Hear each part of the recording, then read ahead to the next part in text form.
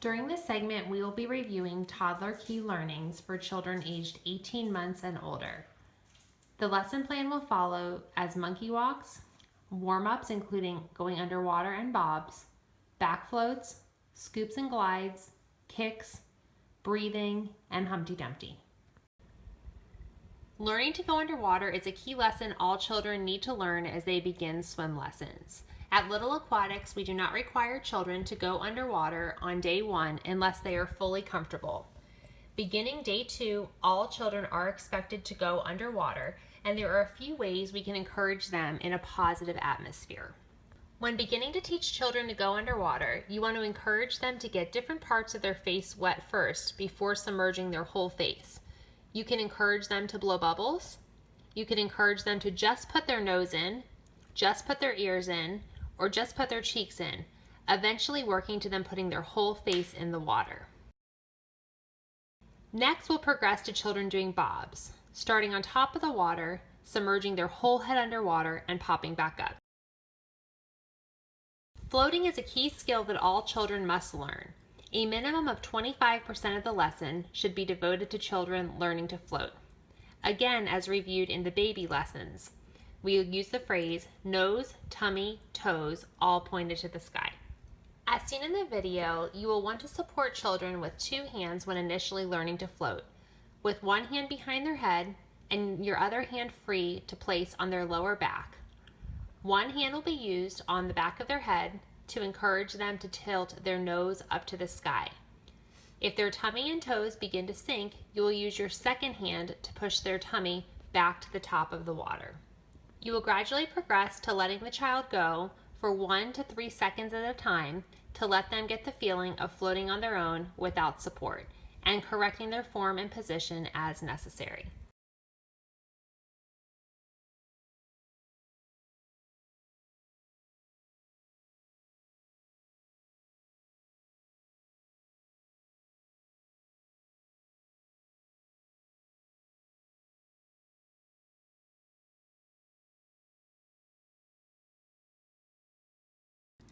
There is a 3-part progression of the types of paddle arms children will learn.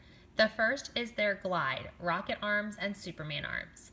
The second is ice cream scoops with their hands scooping in the water. And the third is their standard freestyle arms, also known as rainbow arms, with their arms reaching high out of the water and through the sky. Paddling should be taught once children master their glide and are able to put their face in the water. When teaching rocket arms, you will want the child sitting on the wall with both of their arms reaching out in front of them, teaching them to keep their arms straight with one hand on top of the other. You will first want to teach the child how to glide with their face above the water with both arms reaching towards the wall. Secondly, you will want the child to put their eyes in the water with both hands in front of them as they reach towards the wall. You will repeat this multiple times until the child becomes comfortable keeping their arms stretched straight towards the wall the whole time while adding their kicks with support. Finally, the child will learn to push off the wall by themselves with both arms reached straight out in front of them, either towards you or towards the wall. When teaching children their ice cream scoops, you will hold one of their hands in each of your hands, teaching them to reach forward and pull all the water towards their tummy until they reach the wall. As children progress, they will then learn to do their rainbow arms, where they will have big arms reaching high through the sky, replicating the shape of a rainbow with their eyes in the water until they reach the wall.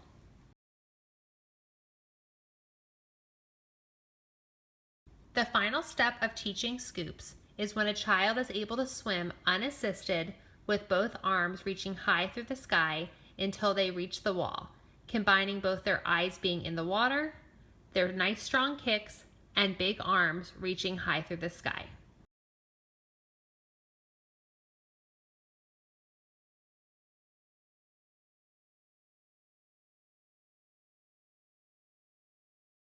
There is a 3-part progression of the type of kicks that children will learn: kicking on the wall, kicking with support, and kicking by themselves.